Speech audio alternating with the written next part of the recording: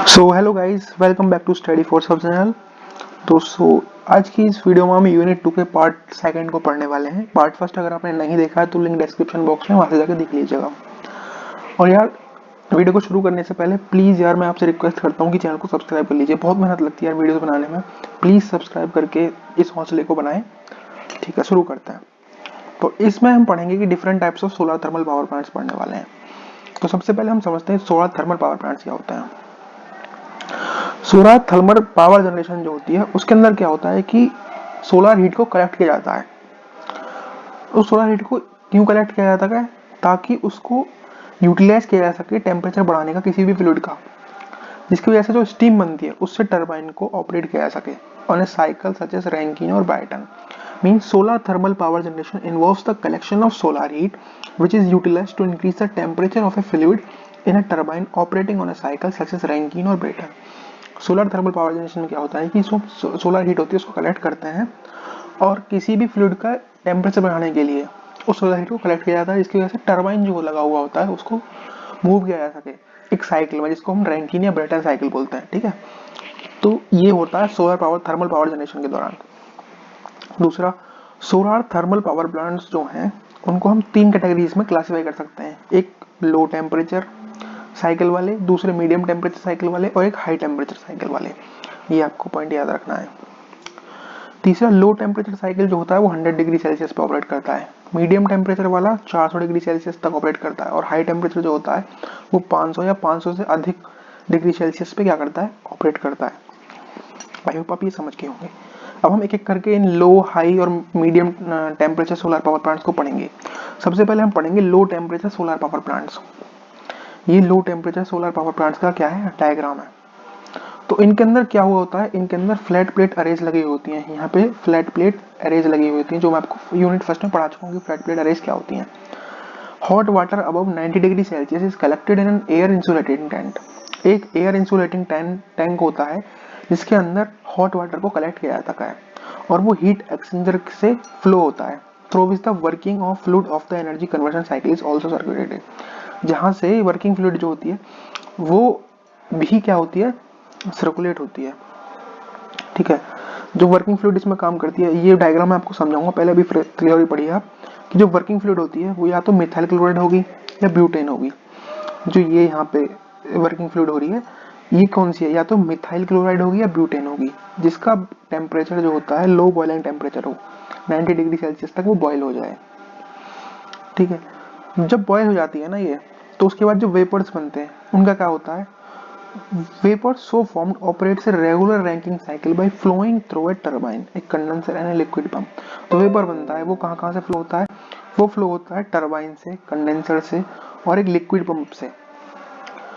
अब as the temperature differences between the turbine outlet and the condensed liquid flowing out in small organic fluid is pumped back to the evaporator for repeating the process। Such process of 150 kilowatt are operative in Israel for last 25 years।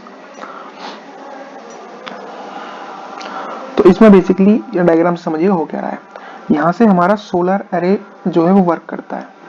ठीक है, solar अरे यहाँ से work कर रहे हैं, यहाँ से सोलर की रेडिएशन आ रही हैं। तो अब क्या होता है कि यहाँ से पानी जाता है, ये हॉट वाटर टैंक है जहाँ पे पानी गर्म हो रहा होता है। इसके बाद ये पानी कहाँ जाता है, ये हीट एक्सचेंजर में पानी जाता है।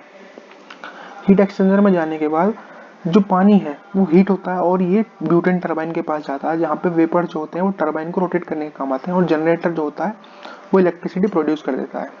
ठीक है, उसके बाद जो वेपर्स हैं वो यहाँ पे निकल के आते हैं, जो कंडेंस्ड वेपर होते हैं तो वो यहाँ पे आके कंडेंस हो जाते हैं। कंडेंस होने के बाद उनको पानी में बदल जाता है। तो पानी में बदलने के बाद यहाँ से जाके सीधा कहाँ निकल जाते हैं, वो इधर से सीधा यहाँ चले जाते हैं ठंडा होकर एकदम। फिर दोबारा से वो हीट होता है यहाँ पे आके, फिर दोबारा से यही सेम साइकिल चलती रहती है। तो लो टेम्परेचर सोलर पावर प्लांट्स में बस आपको ये याद रखना है कि ये फ्लैट प्लेट कलेक्टर अरेज को यूज करता है। इसके अंदर हॉट वाटर कलेक्ट होता है 90 डिग्री सेल्सियस तक। जो इसमें फ्लूइड यूज हो रही होती है, मतलब जो चीजें यूज हो रही होती हैं इसके अंदर, वो होती है मिथाइल क्लोराइड और ब्यूटेन, जिनका जो बॉइलिंग पॉइंट टेम्परेचर है वो 90 डिग्री सेल्सियस होता है। उसके बाद आपको इसकी वर्किंग समझा देनी है कि कैसे कैसे हो रहा है। यहाँ पे जो फ्लूइड है वो हीट हो रहा है, उसके बाद ये हॉट वाटर टैंक में जाता है, वहां से हीट एक्सचेंजर टैंक में जाता है। हीट एक्सचेंजर टैंक से जो वेपर बनते हैं वो ब्यूटेन टरबाइन में जाके टरबाइन को घुमाते हैं और जनरेटर जो है उन टरबाइन के घूमने से इलेक्ट्रिसिटी प्रोड्यूस कर देता है। ये इसका बेसिकली वर्किंग है। ठीक है, अब इसके एग्जांपल में आप ले सकते हैं कि ऐसे ही प्लांट जो हैं 150 किलोवाट कैपेसिटी के प्लांट जो हैं वो इजराइल के अंदर काफ़ी 25 साल से चल रहे हैं ऐसे प्लांट्स। तो मैकेनिकल पावर आउटपुट जो होता है टरबाइन का, वो इलेक्ट्रिक पावर में कन्वर्ट किया जाता है जनरेटर के द्वारा। ठीक है, तो जनरेटर जो इसमें लगा हुआ वो क्या करता है, जो मैकेनिकल पावर है टरबाइन का उसको कन्वर्ट किया जाता है इलेक्ट्रिकल पावर में। आई होप आपको गाइस समझ में आ गया होगा कि हमारा ये low temperature solar power plant क्या है।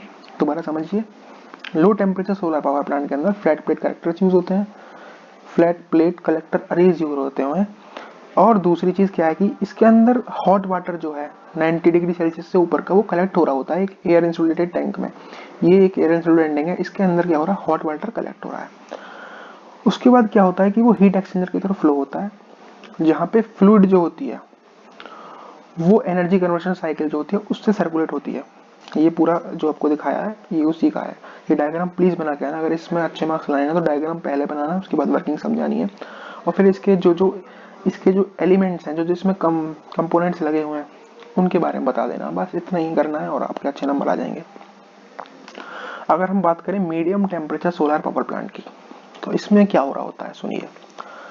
तो इन सिस्टम्स में क्या लगा होता है, इन सिस्टम्स में पैराबोलिक कंसंट्रेटिंग कलेक्टर्स लगे हुए होते हैं।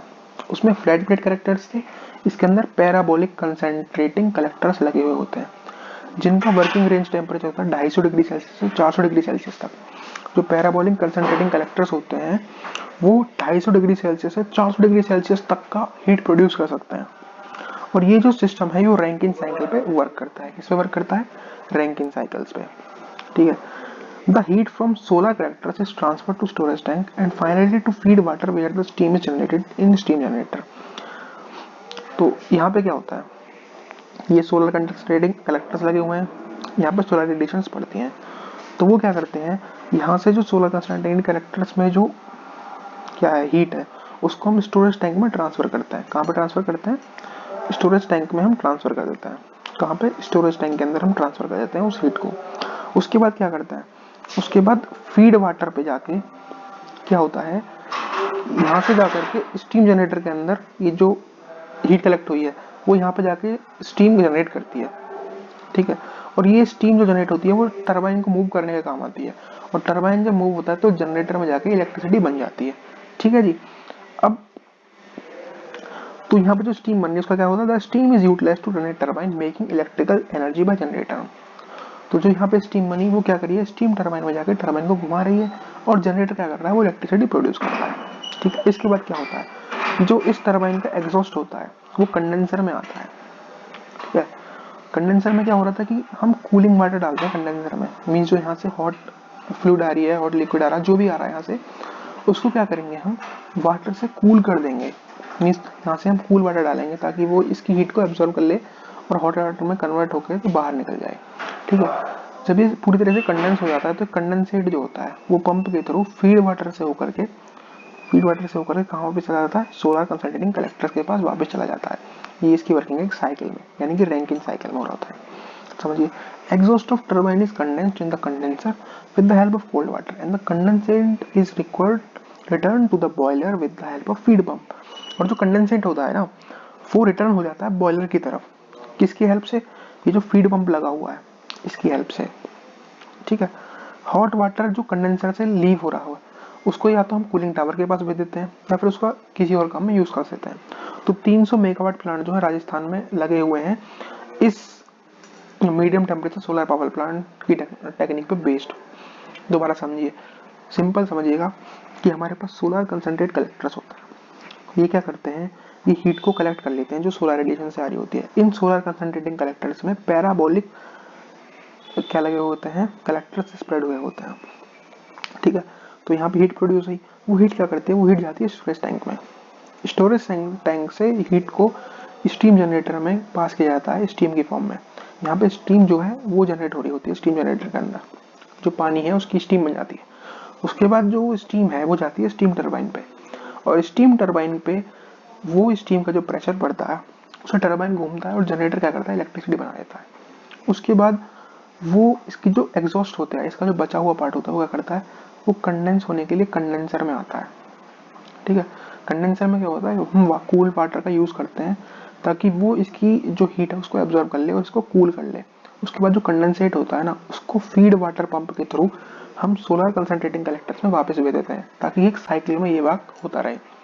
ठीक है, ये बेसिकली इसका फंडा है। ये होप आप समझ गए होंगे। अब हम पढ़ते हैं high temperature solar power plants क्या होता है। तो high temperature solar power plant जो होते हैं, they are used for efficient conversion of solar heat to electrical energy.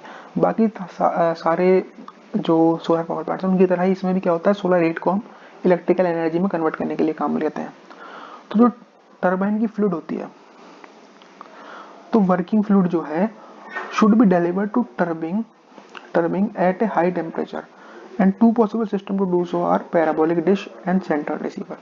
तो इसमें क्या हो रहा होता है कि जो वर्किंग फ्लूइड है वो टरबाइन तक जाती है हाई टेम्परेचर पे, और हाई टेम्परेचर को बनाने के लिए दो पॉसिबल सिस्टम्स हैं, या तो हम पैराबोलिक डिशेस का यूज़ करें सोलर कलेक्टर्स में, या फिर हम सेंट्रल रिसीवर का यूज़ करें।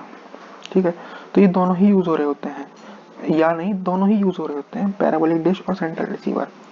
आप समझिएगा इस डायग्राम से। ठीक है, सबसे पहले थ्योरी समझते हैं, उसके बाद डायग्राम में समझाऊंगा मैं आपको। तो इसके अंदर एक सेंट्रल टावर रिसीवर होता है। उसके अंदर क्या होता है, उसके अंदर एरे लगे हुए होते हैं प्लेन मिरर्स के, जिनको हम हीलियोस्टेट भी बोलते हैं। तो सेंट्रल टावर रिसीवर जो है उसके अंदर क्या यूज हो रहा होता है, प्लेन मिरर्स के एरे यूज होते हैं या हीलियोस्टेट यूज होते हैं, which are individually controlled and tracked to reflect the solar radiations on receiver kept on top of tower।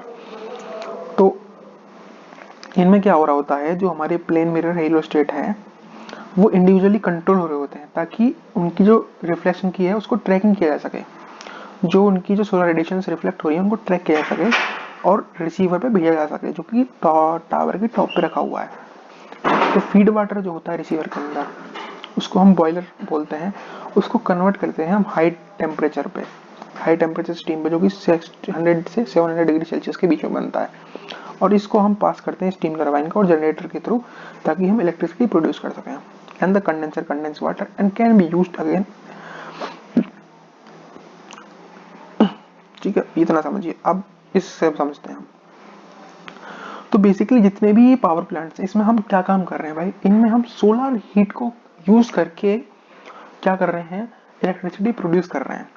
ऐसा ही सेंट्रल टावर रिसीवर यानी कि हाई स्टेट जो हमारा क्या बोलते हैं इसको, high temperature solar power plants हैं, उसमें भी हम ये यूज कर रहे होते हैं। High temperature solar power plants का एग्जांपल है central tower receiver power plant. ठीक है, इतना समझिए बस आप। इसको हम हीलियोस्टेट पावर प्लांट भी बोलते हैं। तो इसमें क्या होता है, एक सेंट्रल रिसीवर लगा हुआ होता है, यहाँ पे एक टावर है, ये 500 मीटर का ये टावर होता है। इस 500 मीटर के टावर पे एक सेंट्रल रिसीवर लगा हुआ होता है, ये सेंट्रल रिसीवर है। ठीक है, अब क्या हुआ होता है कि नीचे जो है हमारे पास प्लेन मिरर्स की एक अरे रखी हुई है जिसको हम हीलियोस्टेट बोलते हैं, अरे ऑफ हीलियोस्टेट। यहाँ पे रखी हुई जो ये अरे ऑफ हीलियोस्टेट है। अब क्या होता है, सूरज की रोशनी इन पे जब पड़ती है ना, इन प्लेन मिरर्स पे, तो यहाँ से वो रिफ्लेक्ट होके इसके ऊपर क्या हो रही है, कंसंट्रेट हो रही होती है, जो सेंट्रल रिसीवर है उसके ऊपर कंसंट्रेट कर रही होती है, ताकि जो यहाँ पे जो फ्लूइड रखी हुई है वो हाई टेम्परेचर या हाई प्रेशर पे क्या बना सके, स्टीम बना सके। यहाँ पे इतनी ज़्यादा कंसंट्रेट हो जाती हैं ये अरेज कि 600 से 700 डिग्री सेल्सियस तक यहाँ पे पानी को जो स्टीम में कन्वर्ट कर दिया जाता है। ठीक है, वो स्टीम क्या होती है, वो स्टीम यहाँ से पास होकर के स्टीम टरबाइन में जाती है, और स्टीम टरबाइन में क्या हो रहा है, स्टीम टरबाइन में जो स्टीम है वो टरबाइन को मूव करती है और जनरेटर उस मैकेनिकल एनर्जी को टरबाइन की को कन्वर्ट कर देता है इलेक्ट्रिकल एनर्जी में। तो यहाँ पे तो हमारी इलेक्ट्रिसिटी प्रोड्यूस हो गई। अब उसके बाद क्या होता है कि टरबाइन से जो यहाँ पे वेपर्स निकल के आ रहे हैं गरम गरम, उनको हम कंडेंसर के थ्रू, जैसे बिजली वाले में समझाया था वैसे ही इसको हम कोल्ड कर देते हैं या कंडेंसेट कर देते हैं। तो उसके बाद जो कंडेंसेट होता है उसको हम फीड पंप के थ्रू दोबारा से कहाँ ले आते हैं, सेंट्रल रिसीवर की तरफ ले आते हैं। आई होप आप समझ गए होंगे। तो ये बेसिकली हमारे लो, मीडियम और हाई जो हमारे सोलर पावर प्लांट्स हैं उनकी वर्किंग है। ठीक है, तो बहुत आसान है यार, बस डायग्राम बना के आना है और उनकी वर्किंग को समझा देना है। वर्किंग मैंने आपको समझाई थी, आई होप आप समझ गए होंगे। चलिए दूसरा इंपॉर्टेंट जो क्वेश्चन है वो है कि classification of energy storage methods. Energy storage method जो है, एनर्जी स्टोरेज मेथड जो है उनको हम कितने पार्ट्स में क्लासीफाई कर सकते हैं, तो 5 पार्ट्स में बेसिकली क्लासीफाई करते हैं। Thermal energy storage method, thermochemical, electrical, electromagnetical और मैकेनिकल। जहाँ की हम थर्मल को क्या कर देते हैं, दो पार्ट्स में फिर से क्लासिफाई करते हैं। एक होते हैं लेटेंट हीट स्टोरेज, एक होते हैं सेंसिबल स्टोरेज। ठीक है, क्या सेंसिबल स्टोरेज।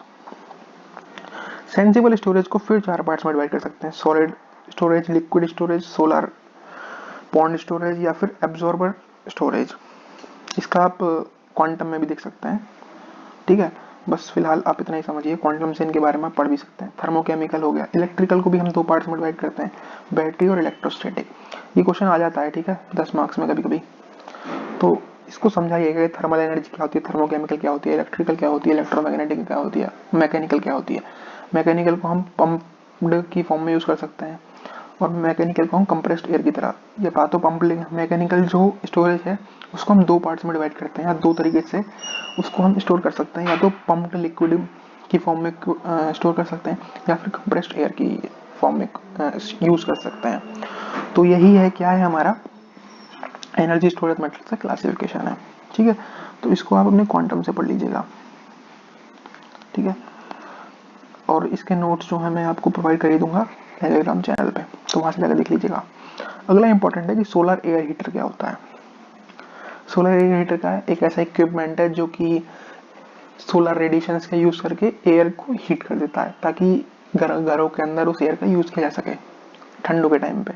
तो सोलर एयर हीटर क्या है, वो एक ऐसी टेक्नोलॉजी है in which the energy from the solar isolation is captured by an absorbing medium and used to heat air. ये एक ऐसी टेक्नोलॉजी है जिसमें कि सोलर से जो सन से जो रोशनी आ रही है, सन से जो रेडिएशंस आ रही हैं, उनको हम कैप्चर करें।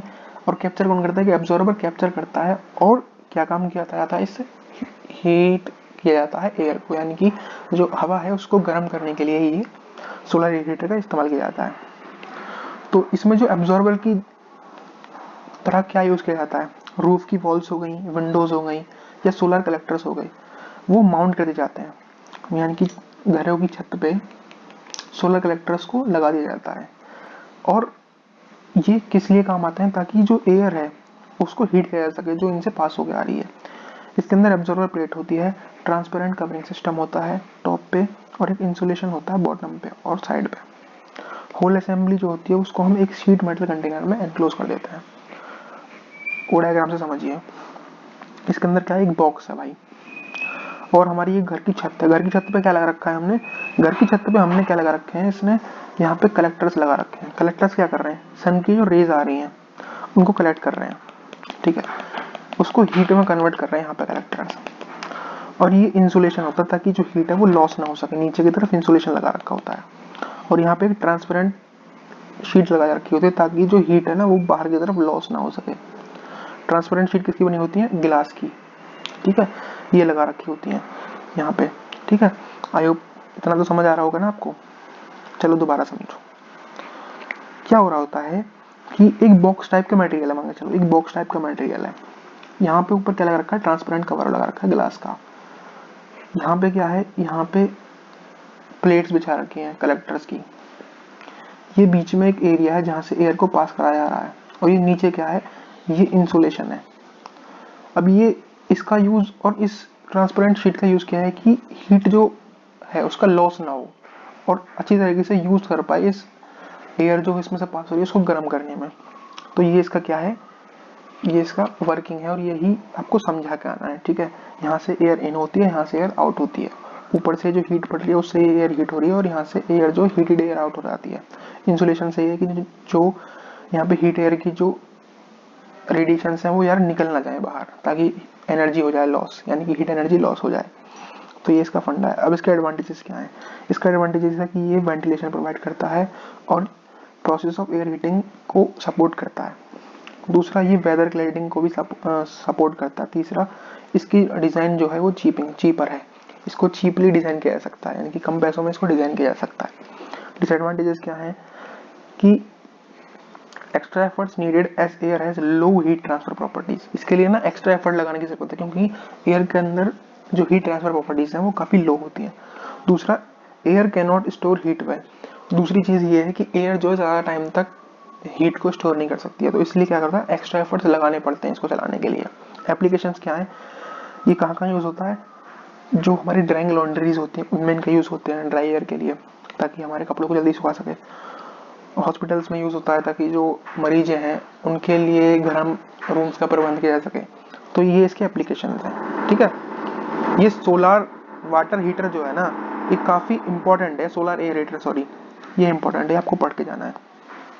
दूसरा इंपॉर्टेंट क्या है, solar absorption refrigeration system for space cooling.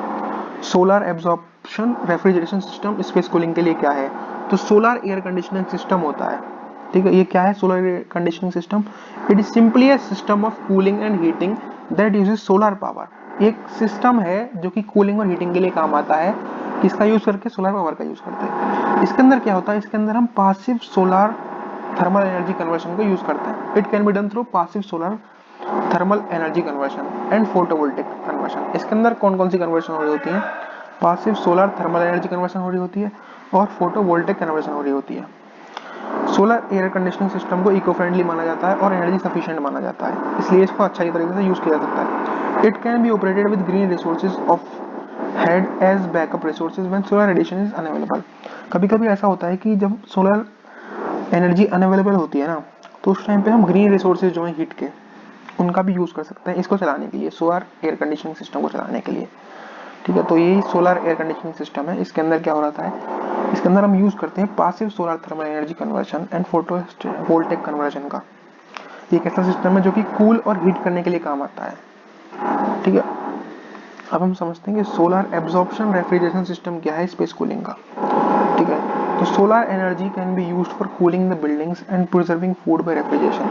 तो सोलर एनर्जी का हम यूज कर सकते हैं बिल्डिंग्स को कूल रखने के लिए और जो रेफ्रिजरेटर्स के अंदर जो फूड है उसको प्रिजर्व करने के लिए, बचा के रखने के लिए, सड़ने से बचाने के लिए, जैसे कि घरों में होता है रेफ्रिजरेटर्स में, वही चीज़ है। दूसरा, जो साइकिल यूज होती है कूलिंग के लिए, इसको हम वेपर एब्जॉर्प्शन साइकिल बोलते हैं, जिसकी परफॉर्मेंस डिपेंड करती है वर्किंग फ्लूइड पेयर पे। रेफ्रिजरेंट और एब्जॉर्बेंट के जो पेयर है उसकी परफॉर्मेंस पर डिपेंड करती है इसकी कूलिंग कैपेसिटी या कूलिंग परफॉर्मेंस। जो साइकिल जो होती है इस कूलिंग परफॉर्मेंस को या कूलिंग प्रोसेस के दौरान जो साइकिल यूज हो रही होती है उसको हम वेपर एब्जॉर्प्शन साइकिल बोलते हैं, जिसमें हम रेफ्रिजरेंट और एब्जॉर्बेंट का यूज कर रहे होते हैं। इसी बेसिस पे जो एब्जॉर्प्शन सिस्टम्स होते हैं उनको हम तीन पार्ट्स में क्लासिफाई कर सकते हैं। एक अमोनिया और वाटर एब्जॉर्प्शन सिस्टम है, दूसरा है अमोनिया और वाटर और हाइड्रोजन इलेक्ट्रो लक्स सिस्टम, तीसरा है लिथियम ब्रोमाइड और वाटर एब्जॉर्प्शन सिस्टम, ठीक।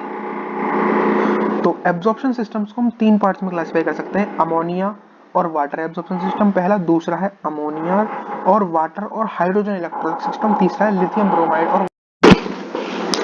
तो इसमें हम पढ़ने वाले हैं एमोनिया और वाटर एब्जॉर्प्शन सिस्टम को, ठीक है। तो एमोनिया जो होता है सबसे ज्यादा रेफ्रिजरेंट की तरह यूज किया जाता है। तो इन वाटर एब्जॉर्प्शन सिस्टम में क्या होता है, एक एब्जॉर्बेंट यूज किया जाता है और एक रेफ्रिजरेंट यूज किया जाता है। तो एब्जॉर्बेंट को जो अमोनिया और वाटर एब्जॉर्प्शन सिस्टम है उसमें एब्जॉर्बेंट की जगह वाटर यूज किया जाता है और रेफ्रिजरेंट की जगह पे अमोनिया यूज किया जाता है। तो most commonly used refrigerant is ammonia. क्यों इसको यूज किया जाता है, क्योंकि ये चीप है और अवेलेबल है और इसकी वाटर के साथ जो एफिनिटी है वो अच्छी खासी है, इस वजह से इसको यूज किया जाता है। तीसरा, एब्जॉर्बेंट जो होता है वो हम वाटर यूज करते हैं क्योंकि वाटर जो है वो NH3 को जल्दी एब्जॉर्ब कर लेता है। इस अमोनिया वाटर एब्जॉर्प्शन सिस्टम से हम कूलिंग जो है वो -15 डिग्री सेल्सियस तक कर सकते हैं, ये आपको पॉइंट याद रखते हैं। तो वर्किंग क्या है, जो जनरेटर इसके अंदर जो जितने भी कंपोनेंट्स हैं उनको हम एक एक करके पढ़ेंगे। तो हीट जो रिक्वायर होती है जनरेटर में उसको सप्लाई करते हैं वाटर के थ्रू, जो कि फ्लैट प्लेट कलेक्टर्स में हीट हो रहा होता है। तो हॉट वाटर हीट जो होती है उसको हम ट्रांसफर करते हैं एब्जॉर्बेंट और रेफ्रिजरेंट के मिक्सचर से, और जो रेफ्रिजरेंट का जो वेपर होता है वो एंटर करता है कंडेंसर के थ्रू और वीक सॉल्यूशन जो होता है वो दोबारा से ऑब्जर्व की तरफ वापस आ जाता है, ठीक है। ये आपको याद रखना है। The heat required in generator is supplied by water heated in flat plate collectors.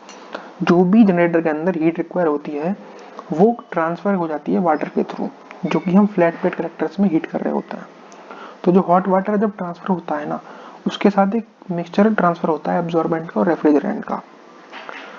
तो जो रेफ्रिजरेंट के वेपर्स हैं वो वेपर फॉर्म में एंटर होता है कंडेंसर के ऊपर और कंडेंसर के अंदर वीक सॉल्यूशन की फॉर्म में बैक हो जाता है एब्जॉर्बर में, ठीक है। ये इसका बेसिकली क्या है फॉर्मेट है। यहाँ से भाई यहाँ पे पानी रखा हुआ है, तो हमने पानी को यहाँ पे गर्म किया सोलर रेडिएशन के थ्रू, क्योंकि यहाँ पे फ्लैट प्लेट कलेक्टर्स लगे हुए हैं, उनसे ये पानी जाता है जनरेटर में। जनरेटर में क्या हो रहा होता है कि यहाँ पे स्ट्रॉन्ग, यहाँ पे क्या बन रहा होता है, यहाँ पे रेफ्रिजरेंट का और एब्जॉर्बेंट का एक मिक्सचर बनता है जो कि कंडेंसर में जाता है। कंडेंसर से एक्सपेंशन वाल्व से होता है वो इवापोरेटर में जाता है, इवापोरेटर से एब्जॉर्बर में, और एब्जॉर्बर से वापस होकर वो कहाँ चला जाता है, जनरेटर के पास चला जाता है, और जनरेटर से कहाँ जाता है, वो सीधा यहाँ आता है पंप के थ्रू। तो ये इसके एक एक करके हम इसके जो भी कंपोनेंट्स उनको पढ़ेंगे। सबसे पहले हम बात करते हैं जनरेटर की। तो जनरेटर क्या करता है, it is use to elevate the temperature of strong solution. ये स्ट्रॉन्ग सॉल्यूशन का टेम्परेचर जो है उसको बढ़ाने के लिए काम आता है। उसके बाद सबसे पहले जनरेटर में पता चलिए जनरेटर में क्या हो रहा है। जनरेटर के बाद कंडेंसर की तरफ जाता है पानी। तो कंडेंसर में क्या हो रहा होता है, जो हॉट रेफ्रिजरेंट वेपर्स हैं उनके टेम्परेचर को लोअर करता है ये कंडेंसर, और उसको एक high pressure saturated liquid refrigerant में कन्वर्ट कर देता है। कंडेंसर में क्या हो रहा होता है कि जो जनरेटर से हॉट रेफ्रिजरेंट वेपर्स आ रहे हैं उनके टेम्परेचर को कम करेगा कंडेंसर, और उनको एक high pressure saturated liquid refrigerant में कन्वर्ट कर देता है। ठीक है, उसके बाद एक्सपेंशन वाल्व के थ्रू होकर, जो एक्सपेंशन वाल्व है ना यहाँ पे लगा हुआ जो है, जो यहाँ पे एक एक्सपेंशन वाल्व लगा हुआ है, इसके थ्रू क्या होता है, it reduces the pressure of weak solution before it is directed back to the absorber. तो एक्सपेंशन वाल्व की बात करें ना हम, तो एक्सपेंशन वाल्व क्या करता है, ये जो high pressure liquid refrigerant system है उसको कन्वर्ट कर देता है low pressure liquid refrigerant system में। ठीक है, जो यहाँ पे हाई प्रेशर लिक्विड रेफ्रिजरेंट बन रहा है उसको ये जो एक्सपेंशन वाल्व किस में कन्वर्ट करता है, लो प्रेशर रेफ्रिजरेंट सिस्टम में कन्वर्ट करता है। उसके बाद ये इवापोरेटर में आते हैं। इवापोरेटर में क्या होता है, इवापोरेटर में अमोनिया जो है वो कूलिंग इफेक्ट देती है। ठीक है, जिससे कि जो सब्सटेंस हीटेड सब्सटेंस है उसकी जो हीट है उसको एब्जॉर्ब किया जा सके। ठीक है, और यहाँ से जो हीटेड अमोनिया है वो पास होती है एब्जॉर्बर के थ्रू गैसियस स्टेट में। और एब्जॉर्बर में क्या होता है, एब्जॉर्बर में एक वीक सॉल्यूशन प्रेजेंट होता है। ठीक है, और इस वीक सॉल्यूशन को एक स्ट्रॉन्ग सॉल्यूशन में कन्वर्ट कर दिया जाता है, जिसकी वजह से अमोनिया वाटर जो है वो फॉर्म होता है।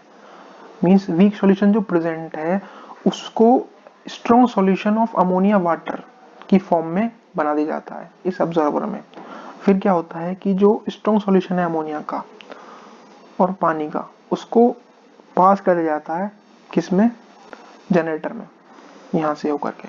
आई होप समझ गए होंगे आप, ये इसकी बेसिकली क्या है, वर्किंग है। अब ये थ्रोटलिंग वाल्व जो है, यहाँ पे एक थ्रोटलिंग वाल्व लगा हुआ है, इसका काम क्या है, इसका काम है कि जो वीक सॉल्यूशन है उसके प्रेशर को कम करना और उसको सीधा एब्जॉर्बर की तरफ डायरेक्ट बैक करना, जो यहाँ पे जाएगा यहाँ पे।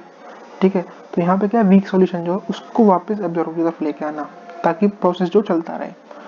तो इस प्रोसेस में बेसिकली हो क्या रहा है, सोलर रेडिएशन जो हीट कर रही है प्रोड्यूस, जिसकी वजह से पानी यहाँ पे जाता है, यहाँ से होकर के कंडेंसर पे, कंडेंसर से एक्सपेंशन वाल्व से होता हुआ इवापोरेटर में।